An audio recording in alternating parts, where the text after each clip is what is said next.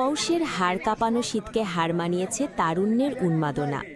ঢাকার দোহার উপজেলার জামালচর গ্রামে স্থানীয় যুবকদের উদ্যোগে আয়োজন করা হয় জমজমাট টেপ টেনিস শর্ট বাউন্ডারি টি-20 ক্রিকেট টুর্নামেন্ট। ফ্লাডলাইটের ঝলমলে আলো আর ব্যাটে বলের ঠকঠক শব্দে কয়েক ঘণ্টা মুখরিত ছিল ঢাকাস্থে দোহার উপজেলার জামালচর গ্রাম। আজ 14 জানুয়ারি 2026 শীতের রাতে বিনোদনের খোরাক জোগাতে প্রতি বছরের মতো এবারও এই টুর্নামেন্টের আয়োজন করেছিল স্থানীয় যুবকেরা। গ্রামের একটি নির্দিষ্ট জায়গায় আলো ও চারপাশে বাউন্ডারি দিয়ে তৈরি করা হয়েছে খেলার মাঠ।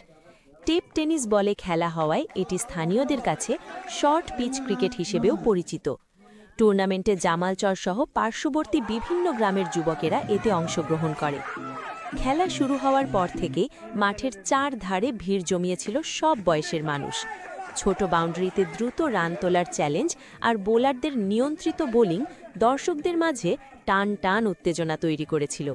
মাঠের পাশে ধারাভাষ্যকারের কণ্ঠ আর দর্শকদের হাততালিতে জামালচর গ্রাম এক উৎসবের জনপদে পরিণত হয়েছিল। জামালচর গ্রামে কয়েকজন যুবক জানান, মাদক ও অপসংস্কৃতি থেকে যুব সমাজকে দূরে রাখতে খেলাধুলার কোনো বিকল্প নেই। বিশেষ করে শীতের অলস রাতে তরুণদের শারীরিক কসরত ও সুস্থ বিনোদনের সুযোগ করে দিতেই আমাদের এই ক্ষুদ্র প্রচেষ্টা। গ্রামবাসীর স্বতঃস্ফূর্ত সহযোগিতা আমাদের এই আয়োজনকে সফল করেছে। টুর্নামেন্টের ফাইনাল ম্যাচে বিজয়ীদের মাঝে আকর্ষণীয় পুরস্কার বিতরণ করেন স্থানীয় এলাকার শহীদ দেওয়ান।